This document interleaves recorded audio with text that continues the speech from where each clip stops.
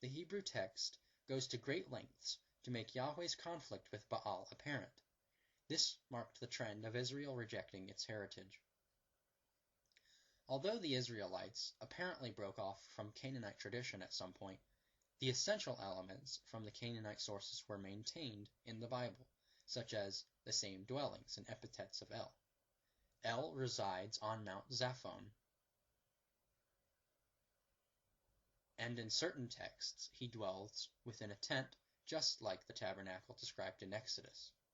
Titles of the Canaanite El were preserved in the Hebrew tradition, such as the following: Elyon, which is Most High; Rechem, which is Bull. Also, El was called the god of patriarchs, a warrior, and El was called Olam, which means eternal. These were the names for the Canaanite El, and they became the names for the Hebrew El. Interestingly, Babel, relating to Babylon, is a conjunction of Bab and El, meaning gate of the god. But it was not singly El from which YaHWeH evolved, but also Baal-Hadad, the Canaanite storm god. Indeed, also the name which Jews substitute for YaHWeH, lest they utter it, is Adonai, the term from Canaanite Adon, which means Lord. It's a synonym for Baal, which also means Lord. The connection between YaHWeH and Baal is undeniable. We find narrative instances of the Israelites' understanding of this connection in parts of the Hebrew text, such as Exodus 32:8, the crafting of the bull by Aaron and the Hebrews as Moses was on Sinai, in which it is said, "These are your gods, O Israel." We see in the Israelite religion precisely what one should expect to see from a religion evolving from and assimilating religions surrounding it. In numerous passages, YaHWeH is depicted as any ancient Near East storm deity, the most notable of which is Baal-Hadad. Like Baal, YaHWeH is a warrior who descends from his mountain home, riding on a chariot of clouds. His voice is thunder, and his weapon is lightning.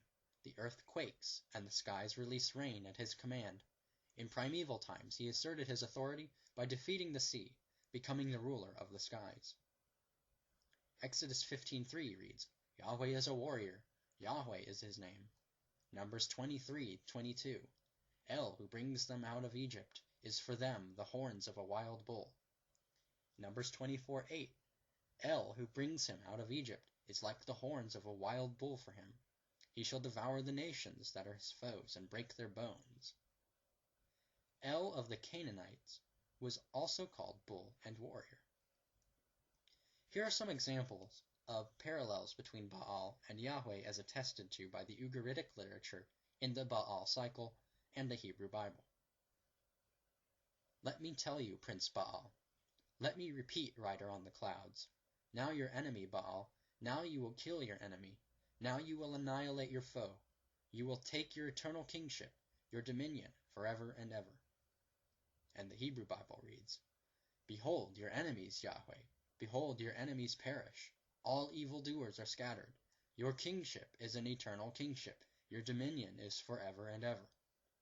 The parallels with Baal extend also to the motif of the mountain where YaHWeH revealed himself. "There was thunder and lightning and a heavy cloud on the mountain, and Mount Sinai was covered with smoke, because YaHWeH had descended upon it in fire, and the whole mountain trembled violently." The same imagery is used of Baal's theophany.